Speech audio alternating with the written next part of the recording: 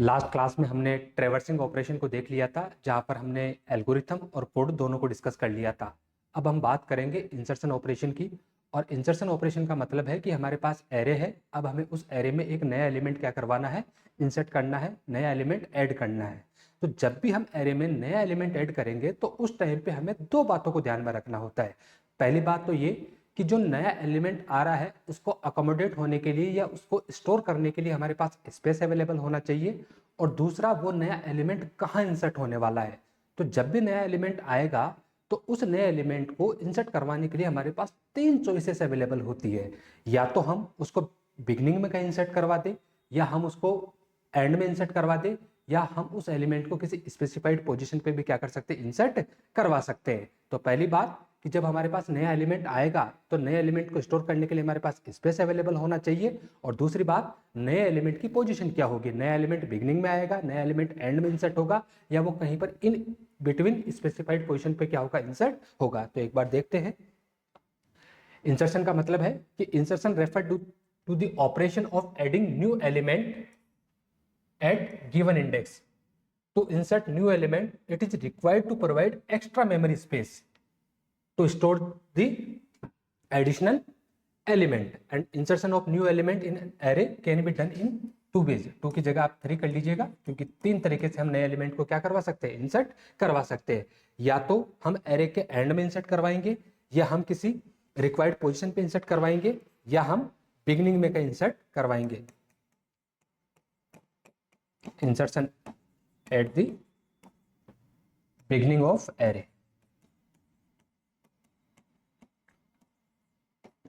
ठीक है, अब एक एग्जांपल से हम समझते हैं कि इसका मतलब क्या है। सपोज करो हमारे पास एक एरे है ARR, और हमने इसकी साइज ली है 6,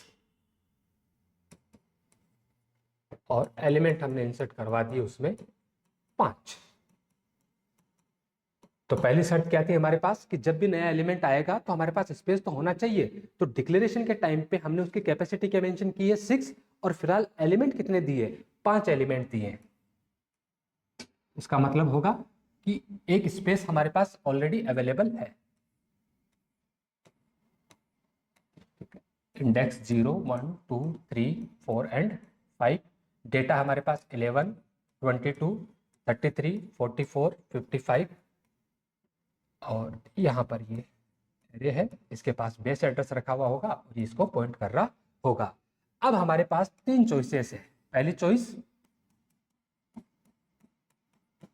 इंसर्शन एट एंड। दूसरी choice, insertion at beginning.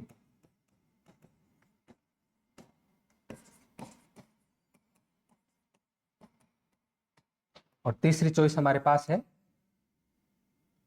Insertion at required position.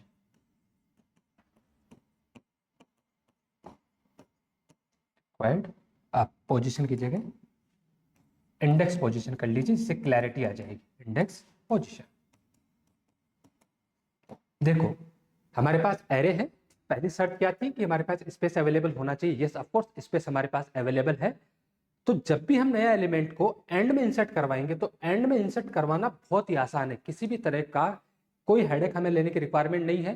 जो स्पेस अवेलेबल है वो भी कहां पर है, आखिरी में है, और जो नया एलिमेंट इंसर्ट होने वाला है वो भी कहां पर होगा, आखिरी में होगा। तो क्या कहीं भी किसी भी तरीके से हमें इन्हें एडजस्ट करने की रिक्वायरमेंट है? नहीं, बिल्कुल एडजस्ट करने की रिक्वायरमेंट नहीं है। अरे कहां आना चाहता है ये, एंड में, जगह भी कहां है, एंड में। तो सीधा सीधा हम उसको आखिरी वाले इंडेक्स पोजीशन पे क्या करवा सकते हैं, इंसर्ट करवा सकते हैं। जैसे मान के चलो कि जो नया आइटम आ रहा है उस नया आइटम की वैल्यू क्या है, 6 है, और उसकी इंडेक्स पोजीशन क्या है, उसकी इंडेक्स पोजीशन है हमारे पास 5। तो हम सीधा सीधा लिख देंगे कि ये जो एरे है, इस एरे की 5th इंडेक्स पोजीशन पे किसको रख दिया जाए, आइटम को रख दिया जाए। तो उसकी 5th इंडेक्स पोजीशन पे क्या चला जाएगा, 66। तो यहाँ पर क्या आ जाएगा, 66। तो क्या किसी भी तरह का लूप हमने चलाया? नहीं, कोई लूप नहीं चलाया। तो जब भी हम एरे में इंसर्शन ऑपरेशन परफॉर्म करते हैं और एंड में हमें इंसर्ट करवाना होता है, तो उस केस में इसकी जो कॉम्प्लेक्सिटी होती है वो होती है ऑर्डर ऑफ 1। किसी भी तरह का लूप चलाने की हमें रिक्वायरमेंट नहीं है। लेकिन प्रॉब्लम कब आती है, या तो हमें क्या करना हो, बिगिनिंग में इंसर्ट करवाना हो, या फिर हमें किसी भी स्पेसिफाइड पोजीशन पे इंसर्ट करवाना हो। जब बिगनिंग में इंसर्ट करवाएंगे या रिक्वायर्ड पोजीशन पे इंसर्ट करवाएंगे तो उस केस में सिनेरियो क्या बनेगा उसको एक बार डिस्कस करते हैं। मान के चलो ये क्लासरूम है, ठीक है, ये बोर्ड लगा हुआ है, यहाँ पर कोई फैकल्टी है पढ़ा रही है और यहाँ पर स्टूडेंट्स बैठे।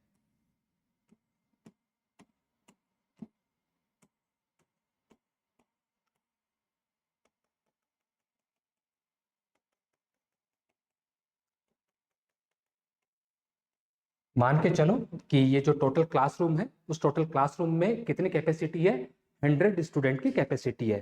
तो जब कोई नया स्टूडेंट आएगा तो यहाँ पर पहले नंबर का स्टूडेंट बैठा होगा, ये सेकंड, थर्ड, फोर्थ, फिफ्थ, 6, 7, 8, 9, 10, 11, 12 इस तरीके से बैठे होंगे और यहाँ पर कौन सा होगा 99। अब चूंकि नया स्टूडेंट आ सकता है तो हमने यहाँ पर एक सीट का स्पेस यहाँ पर रखा है। अब ऐसा थोड़ी होता है कि आप जो स्पेस रखोगे वो शुरुआत में रखोगे या कहीं बीच में रखोगे, नहीं। जनरली क्या होता है कि जब बच्चा आएगा तो वो आगे से बैठता जाएगा और जो स्पेस आपका रहेगा वो कहाँ रहेगा, आखिरी में रहेगा। अब क्लास चल रही थी और ड्यूरिंग क्लास, चलती हुई क्लास में एक स्टूडेंट आता है कि मैं आ जाऊं, तो यस कम इन, और उसने क्या बोला कि मैं इस वाली जगह नहीं बैठूंगा, ये आखिरी में जगह है, यहां नहीं बैठूंगा। क्यों नहीं बैठेगा कि मेरे को विजिबिलिटी इश्यू है, तो मेरे को पहली वाली रो में कहीं पर जगह दीजिए। और मान लो डिमांड की कि जो नई पोजीशन है,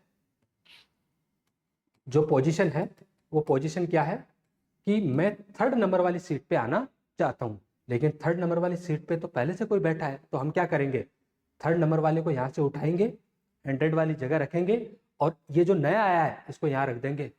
करेंगे ऐसा? नहीं, ये 3rd नंबर वाला लेफ्ट राइट देगा, बोले ऐसा क्यों कर रहे हो आप मेरे साथ, ठीक है मैं यहाँ बैठा था, मैं पीछे क्यों जाऊंगा। तो फिर क्या सोल्यूशन किया जाए इसका, देखो 3rd नंबर पे कोई स्टूडेंट बैठा है, उसको आप 100 नंबर पे नहीं बैठा सकते, लेकिन आप इतना तो रिक्वेस्ट कर सकते हो उससे कि आप ज्यादा नहीं, एक पोजीशन तो शिफ्ट हो सकते हो। तो बोलेगा हाँ इतना तो मैं एडजस्ट कर लूंगा कि अभी मैं फिलहाल कहाँ बैठा था, 3rd पोजीशन पे, अब कहाँ जाऊं 4th पोजीशन पे। लेकिन प्रॉब्लम यह है कि 4th पोजीशन पे तो क्या है, ऑलरेडी कोई बैठा है। तो फिर क्या करें, हम शुरुआत करेंगे आखिरी से। जो 99 नंबर पे बैठा है उसको कहाँ बैठा दे, 100 पे बैठा दे। जब 99 नंबर वाले को 100 पोजीशन पे बैठाएंगे तो ये खाली हो जाएगा। तो फिर इसके आगे कौन बैठा होगा, 98 वाला, उसको क्या बोलेंगे कि आप यहाँ पर एडजस्ट हो जाओ। फिर ये वाला खाली हो गया, इसको यहाँ बोलेंगे, और इस तरीके से हम क्या करते जाएंगे, इनकी शिफ्टिंग करते जाएंगे। और शिफ्टिंग करते करते एक वक्त ऐसा आएगा कि ये वाली जगह खाली हो जाएगी। कैसे खाली हो जाएगी, क्योंकि ये वाला यहाँ आ चुका होगा, 4th वाला यहाँ आ चुका होगा, और जैसे ये वाली जगह खाली होगी उसी टाइम पे जो नया स्टूडेंट आया था हम उसको यहाँ पर बिठा देंगे। या अगर वो बिगनिंग के लिए बोलता है तो फिर इसको भी यहाँ एडजस्ट करेंगे, इसको भी यहाँ एडजस्ट करेंगे और नए वाले स्टूडेंट को यहाँ पर बिठा देंगे। तो हमें क्या करना पड़ेगा, हमें लूप चलाना पड़ेगा और जो एरे के एलिमेंट है उन एरे के एक एक एलिमेंट को हमें क्या करना पड़ेगा, शिफ्ट करना पड़ेगा। शिफ्ट किस तरफ करना पड़ेगा, डाउनवर्ड। किस तरफ शिफ्ट करना पड़ेगा, डाउनवर्ड, नीचे की तरफ। ठीक है, ये एरे है, ठीक है, आखिरी में जगह खाली है, तो जब बिगिनिंग वाली जगह में खाली करवानी होगी तो एलिमेंट को क्या करना पड़ेगा, हमें पीछे की तरफ शिफ्ट करना पड़ेगा। तो आप डाउनवर्ड बोल दीजिए या आप राइट साइड बोल दीजिए। ठीक है, कई बार एग्जाम में सवाल आता है कि ऐसा कौन सा ऑपरेशन है जिसमें एलिमेंट की शिफ्टिंग डाउनवर्ड की जाती है, एलिमेंट की शिफ्टिंग राइट साइड में की जाती है। तो वो कौन सा ऑपरेशन होता है, आपका इंसर्शन ऑपरेशन होता है, जहां पर एलिमेंट की जो शिफ्टिंग है, अगर आप एक कॉलम के फॉर्मेट में 1D एरे को देख रहे हो तब आप डाउनवर्ड बोल सकते हो, और अगर आपने हॉरिजॉन्टल फॉर्म में या रो के फॉर्म में 1D एरे को अरेंज कर रखा है तो आप कह सकते हो कि हमने उसको किस तरफ शिफ्ट किया है, राइट साइड में शिफ्ट किया है। तो जब भी हमें क्या करना होगा, नए एलिमेंट को बिगनिंग में या रिक्वायर्ड पोजीशन पे इंसर्ट करवाना होगा, तब हमें क्या करनी पड़ती है, शिफ्टिंग करनी पड़ती है। और शिफ्टिंग वर्स्ट से वर्स्ट केस सिनेरियो में कितनी हो सकती है, जितने एलिमेंट है उतनी तो हो सकती है। तो उस केस में उन दोनों के लिए, ठीक है, बिगनिंग में और रिक्वायर्ड इंडेक्स पोजीशन पे एलिमेंट को इंसर्ट करवाने की जो कॉम्प्लेक्सिटी होती है वो होती है ऑर्डर ऑफ एन।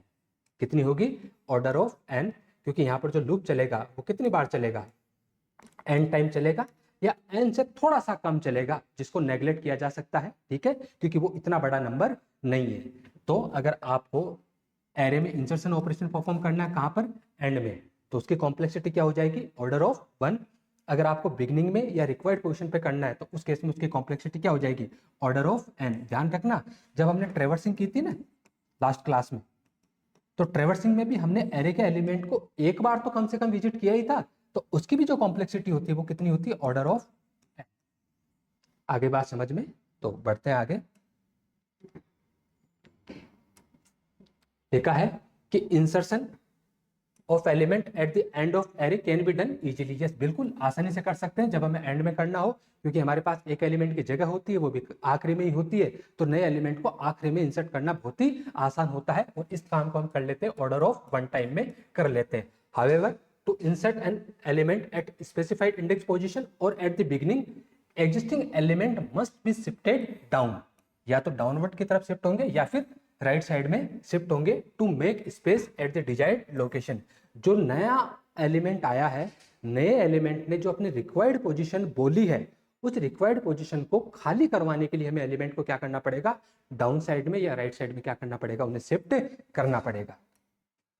तो इसका एल्गोरिथम देखते हैं। तो यहां पर हम एक फंक्शन ले लेते हैं, लेट्स से इंसर्ट एलिमेंट के नाम से। ये इंसर्ट एलिमेंट के नाम से हमने फंक्शन लिया। इंसर्ट एलिमेंट फंक्शन को कुछ आर्गुमेंट पास करेंगे।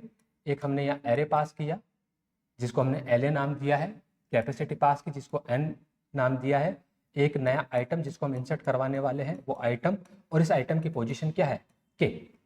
तो एल क्या है यहाँ पर, लीनियर एरे, एन क्या उसकी कैपेसिटी, ध्यान रखना एन नंबर ऑफ एलिमेंट है उसमें फिलहाल, ठीक है, और जो एक एलिमेंट का स्पेस हम अजम्पशन लेके चल रहे हैं कि उसमें खाली है। उसके बाद वो नया आइटम जिसको इंसर्ट करवाना है या वो नया एलिमेंट जिसको इंसर्ट करवाना है, और उस नए एलिमेंट की पोजीशन क्या है, वो कौन से वेरिएबल में रखी हुई है, के वेरिएबल में रखी हुई है। तो अगर इसका थोड़ा सा ब्रीफ में डिस्क्रिप्शन लिखना चाहे तो हम कह सकते हैं कि यहां पर एल क्या है, L is linear array with an element. अभी फिलहाल इसके अंदर कितने एलिमेंट है, एन एलिमेंट्स है। इस एल्गोरिथम का काम क्या है, दिस एल्गोरिथम इंसर्ट एलिमेंट, कौन सा वाला आइटम, एट केथ पोजीशन, कौन सी वाली पोजीशन पे, केथ पोजीशन पे ये एल्गोरिथम उस एलिमेंट को क्या कर देगा, इंसर्ट कर देगा। अब हमें पता है कि जो एल्गोरिथम होता है वो एक स्टेप बाय स्टेप प्रोसेस होता है। लास्ट क्लास में हमने डिस्कस किया था, जहां पर पहली स्टेप स्टार्ट होती है, आखिरी वाली स्टेप स्टॉप या एग्जिट होती है। जब भी हमें एरे में कमेंट्स लिखने होते हैं हम हमेशा स्क्वायर ब्रैकेट में मेंशन करते हैं। जब भी हमें इनिशियलाइजेशन वाला काम करना होता है तब हम अपन सेट कीवर्ड का यूज करते हैं। इसके अलावा या तो हम कॉलन इक्वल टू नोटेशन का यूज करेंगे या फिर हम बैकवर्ड एरो का यूज करते हैं। तो पहली स्टेप में हमने प्रोसेस को क्या किया, स्टार्ट किया। उसके बाद दूसरी स्टेप में कुछ इनिशियलाइजेशन वाला हम काम करेंगे। तो कमेंट में हमने मेंशन कर दिया इनिशियलाइजेशन। इनिशियलाइजेशन में हमने एक वेरिएबल लिया है आई, और आई को हम किससे असाइन करवा रहे हैं, यहाँ पर एन से असाइन करवा रहे हैं। अभी आपको सारी चीजें समझ में आ जाएगी जब हम इसको ड्राई रन करेंगे तब, कि ऐसा हम क्यों कर रहे हैं। स्टेप नंबर 3 में हमने लूप चलाया है, ठीक है। जब भी हमें लूप चलाना होता है हम रिपीट स्टेटमेंट का यूज करते हैं। तो हमने लिखा रिपीट स्टेप्स, कौन सी, 3 में लूप चल रहा है तो 4 to 5, कब तक, अंटिल जो आई में रखा हुआ कंटेंट है वो ग्रेटर देन क्या रहे, क्या रहे। जब तक आई में रखा हुआ कंटेंट ग्रेटर देन क्या है, के। ऐसा क्यों किया हमने, क्योंकि हमें केथ पोजीशन वाले एलिमेंट की जगह तो खाली करवानी है। तो हम क्या करेंगे, आखिरी में एलिमेंट को एक एक शिफ्ट करते जाएंगे। कब तक, जब तक हमारे पास केथ पोजीशन वाली स्पेस खाली नहीं हो जाता तब तक। तो जब तक यहाँ पर रखी हुई कंडीशन ट्रू होगी तब तक हम एलिमेंट को क्या करेंगे, डाउन साइड में शिफ्ट करेंगे। तो स्टेप नंबर 4 में हमने कमेंट लिखा है कि मूव एलिमेंट डाउन, एलिमेंट को हम डाउन साइड में मूव करेंगे। और क्या लिखेंगे हम, कि जो हमारा लीनियर एरे है, इस लीनियर एरे के ith पोजीशन पे क्या आ जाना चाहिए, जो इस लीनियर एरे के i-1 में रखा हुआ है वो वाला एलिमेंट यहाँ पर आ जाना चाहिए। अब देखो i ग्रेटर देन क्या है, के। तो हर बार आप के की तरफ एक एक कम होते हुए जाओगे, क्योंकि आपने कौन सा सिंबल यूज कर रखा है, ग्रेटर देन का सिंबल यूज कर रखा है। तो इसका मतलब है कि i की वैल्यू पहले ज्यादा रही होगी, अब हर बार आपको कम करना है, धीरे धीरे कम करके कहां तक आना है, के तक आना है। तो स्टेप नंबर 5 में स्टेप नंबर 5 में आप काउंटर को डिक्रीज कर दीजिए। डिक्रीज किया काउंटर को। काउंटर कौन सा आपके पास? यहाँ पर के काउंटर है। क्या आई को, हाँ के तक जाना है, तो आपने बोला कि आई की वैल्यू को 1 से कम कर दीजिए, तो आपने लिखा i colon equal to i minus 1।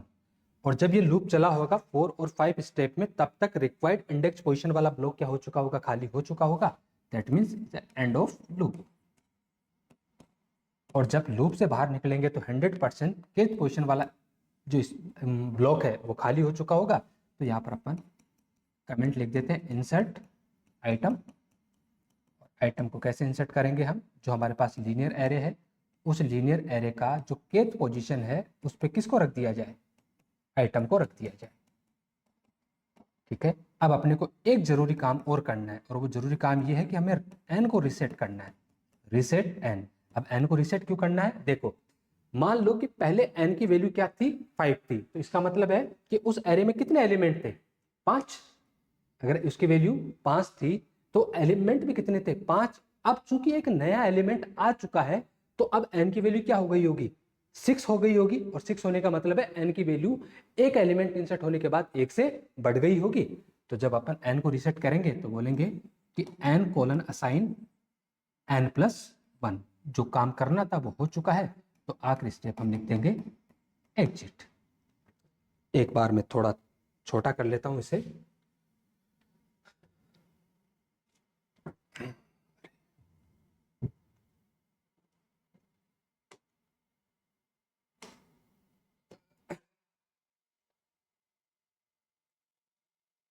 क्या सीन।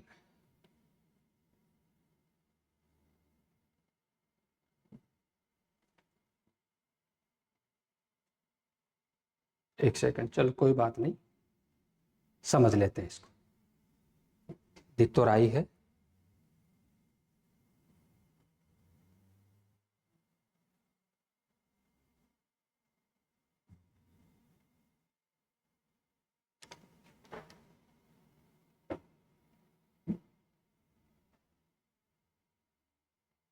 चलो कोई ना, ऐसे समझ लो। उम्मीद है यहां तक विजिबल होगा। यस, दिख रहा होगा। राइट। देखो, यहां पर एक एरे है हमारे पास। तो ये मान के चलते हैं कि हम एरे हैं।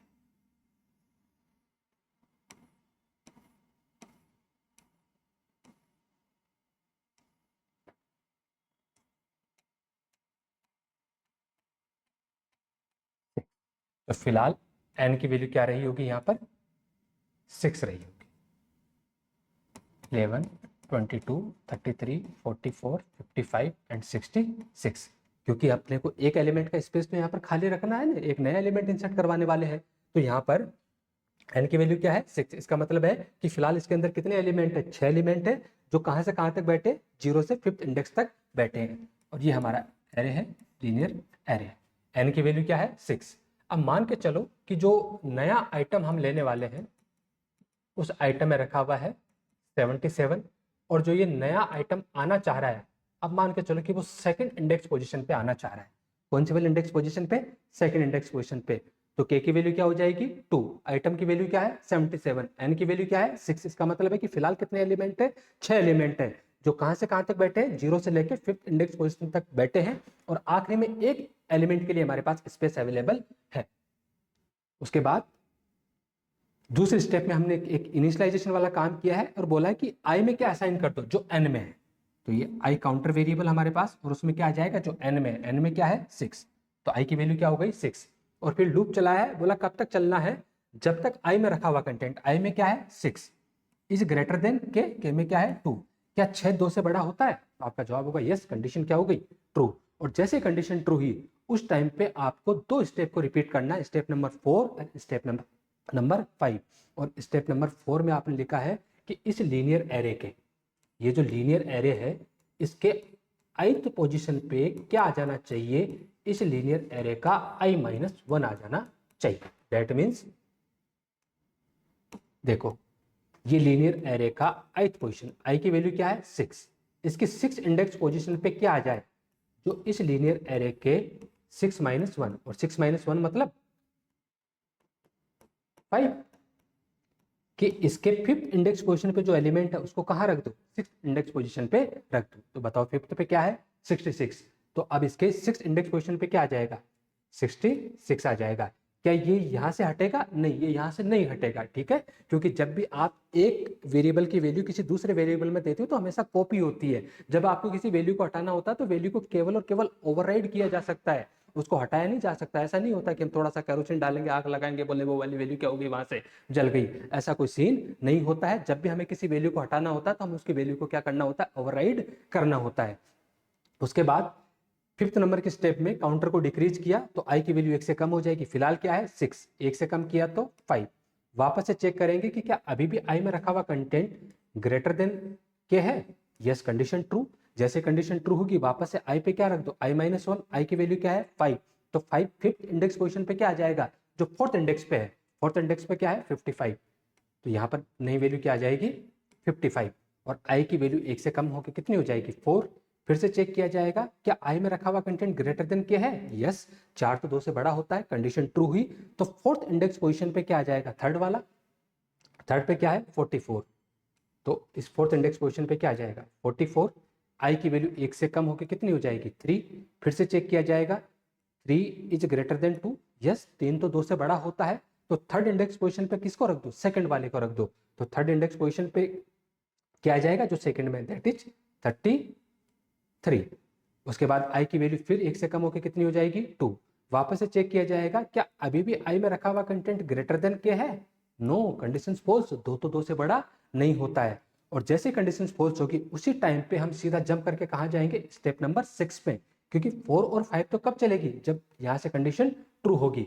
और 6 नंबर के स्टेप में लिखा है कि इस लीनियर एरे का जो kth पोजीशन है, ये लीनियर एरे है, इसका जो kth पोजीशन है, k की वैल्यू क्या है 2, यहां पर किसको रख दिया जाए, जो आइटम में, और आइटम में क्या बैठा है 77, तो इस सेकंड इंडेक्स पोजीशन पे क्या रख दिया जाए 77, तो यहां पर हमने क्या रख दिया 77। उसके बाद बोला है कि n की वैल्यू को रिसेट कर दीजिए, पहले 6 एलिमेंट थे, अब इसमें कितने एलिमेंट हो गए 7 एलिमेंट हो गए। हम क्या चाह रहे थे कि जो हमारा नया एलिमेंट है 77 वो किस पोजीशन पे चला जाए, सेकंड पोजीशन पे चला जाए। क्या 77 सेकंड पोजीशन पे आ गया है, यस। बाकी के उसके आगे के जो एलिमेंट थे वो एक एक शिफ्ट क्या हो गए, डाउनवर्ड या पीछे की साइड या राइट साइड में क्या हो गए, शिफ्ट हो गए। तो इस तरीके से ये कौन सा ऑपरेशन होता है, इंसर्शन ऑपरेशन होता है, जहां पर एंड में इंसर्ट करवाने की जो कॉम्प्लेक्सिटी है वो ऑर्डर ऑफ 1 होती है, बिगिनिंग या स्पेसिफाइड पोजीशन पे इंसर्ट करवाने की जो कॉम्प्लेक्सिटी होती है वो हमेशा ऑर्डर ऑफ n होती है। एक बार इसका कोड भी देख लेते हैं कि इसको किस तरीके से हम इंप्लीमेंट करेंगे। तो देखो एक फंक्शन हम बना रहे हैं,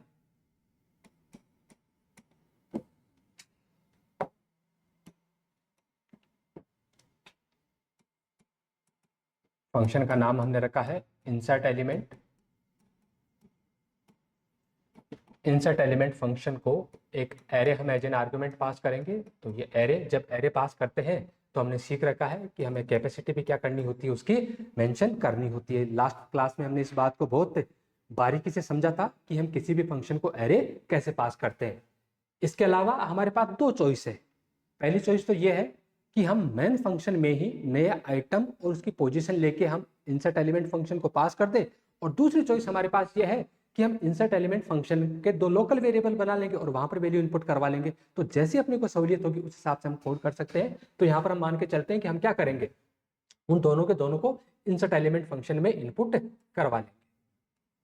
और एक फंक्शन हम यहाँ पर बना लेते हैं ट्रैवर्स एरे नाम से, क्योंकि हमें एरे को भी कई बार ट्रैवर्स करना पड़ेगा, पहले इंसर्शन से पहले फिर इंसर्शन के बाद में। तो यहाँ पर एक फंक्शन बना लिया हमने ट्रैवर्स एरे, वही एरे का बेस एड्रेस और उसकी कैपेसिटी पास करने पड़ेंगे। मैन फंक्शन लिया, मैन फंक्शन में हम एक एरे बनाते हैं, वो 20 साइज मेंशन कर दी है। फिलहाल हमें डीएमए का नॉलेज नहीं है तो इन चीज़ों को हम फिलहाल मैनेज करते हुए चलेंगे। कैपेसिटी के लिए हमने एन ले रखा है, इनिशियलाइजेशन वाला काम करेंगे, इसके लिए काउंटर वेरिएबल चाहिए होगा तो हमने आई वेरिएबल ले लिया। सबसे पहले मैसेज दिया हमने कि enter capacity of array, capacity of array, scanf के थ्रू वैल्यू रीड करेंगे, एड्रेस ऑफ एन, फिर इनिशियलाइजेशन वाला काम करवाएंगे। तो मैसेज दिया हमने एंटर %d एरे एलिमेंट्स, और %d की जगह किसकी वैल्यू प्रिंट करवा देते हैं अपन, n की वैल्यू प्रिंट करवा देते हैं। लूप चलाया, i assign 0, i less than n and i plus plus, and scanf %d and address of arr of i। Initialization वाला काम हो गया है। एक बार हम एरे को प्रिंट करवा देते हैं इंसर्शन से पहले। तो प्रिंट करवाने का काम तो किसका है, ट्रेवर्स एरे फंक्शन का, लेकिन उससे पहले एक मैसेज दे देते हैं, प्रिंटफ एरे बिफोर इंसर्शन, कि इंसर्शन से पहले एरे कैसा है। और उसके लिए हमने कॉल कर दिया किसको, ट्रेवर्स एरे फंक्शन को कॉल कर दिया। दो आर्ग्यूमेंट, पहला एरे का बेस एड्रेस, और एरे का बेस एड्रेस किस में बैठा है, ARR में, क्योंकि एरे का नाम क्या है ARR, और दूसरा उसकी कैपेसिटी किस में बैठी है, n में। एरे को हमने इंसर्शन से पहले प्रिंट करवा दिया। अब हमें नया एलिमेंट क्या करवाना है, इंसर्ट करवाना है। तो उसके लिए हमने किसको कॉल कर दिया, इंसर्ट एलिमेंट फंक्शन को कॉल कर दिया। अभी इन दोनों फंक्शन की डेफिनेशन लिखेंगे अपन। इंसर्ट एलिमेंट फंक्शन को कॉल किया, और वो दो आर्गुमेंट इसको चाहिए, एरे का बेस एड्रेस और उसकी कैपेसिटी जो क्या है n। अब ऑब्वियसली बात है, जब इंसर्ट एलिमेंट फंक्शन चला होगा तो उस केस में इसने अपना काम किया होगा, नया एलिमेंट इंसर्ट कर दिया होगा। तो नया एलिमेंट इंसर्ट होने के बाद हमारा एरे कैसे है, तो वापस से आप मैसेज दीजिए प्रिंटफ, आप राइटिंग को लेके थोड़ा सा मैनेज कर लीजिए, एरे आफ्टर इंसर्शन। और अगेन हम किसको कॉल करेंगे, यहाँ पर ट्रेवर्स एरे फंक्शन को कॉल करेंगे। वही एरे पास किया ARR, ठीक है, लेकिन इस बार एक एलिमेंट हमारे पास क्या है, बढ़ गया है। अब एक एलिमेंट बढ़ गया है तो n एलिमेंट तो अब तक ही थे हमारे पास, इस बार n+1 कर दो। कुछ नहीं करना, अरे n की वैल्यू मान लो आपने 5 ले रखी है, तो रन टाइम पे क्या होगा, 5 + 1 6। तो जब कोल्ड फंक्शन होगा तो वहां पर जो भी अपन वेरिएबल बनाएंगे उसमें वैल्यू कितनी जाएगी, 6 जाएगी। तो यहाँ पर जब इंसर्शन से पहले ट्रेवर्स करवा रहे थे तो n एलिमेंट थे, और इंसर्शन के बाद जब ट्रेवर्स करवा रहे हैं अब हमारे पास एक एलिमेंट बढ़ चुका है।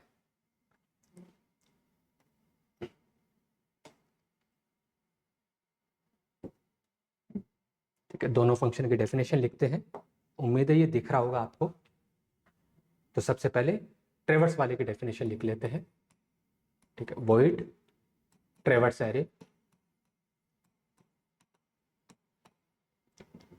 यहाँ पर ये पॉइंटर वेरिएबल बनाया ARR, और दूसरा यहाँ पर n बनाया। बस एक काउंटर वेरिएबल ले लेते हैं इंडेक्स के लिए, लेट से i, और कुछ नहीं करना, बस लूप चलाना है। यहाँ पर मैसेज का काम तो हम वैसे ही वहाँ पर करके आ गए हैं। और i assign 0 कब तक चलना है, i less than n and i plus plus, और यहाँ पर लिखेंगे printf %d \t and ARR of i।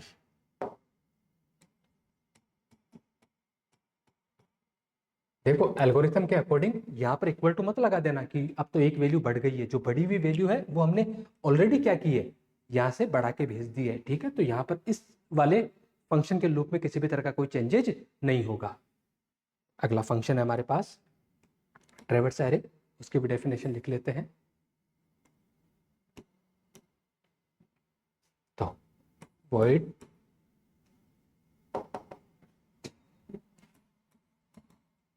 Function का नाम है, सॉरी, इंसर्ट एलिमेंट,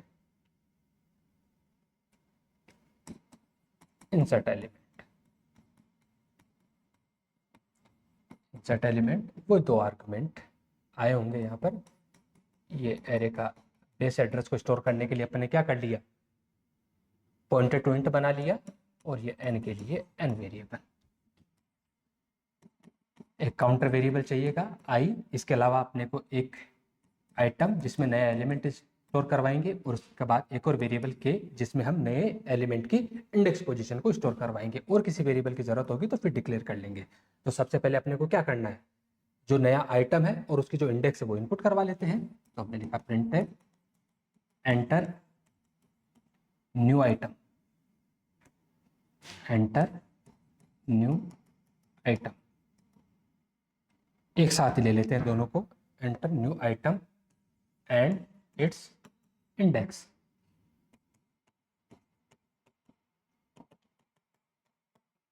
स्कैनफ के थ्रू वैल्यू रीड करेंगे। सबसे पहले क्या आएगा,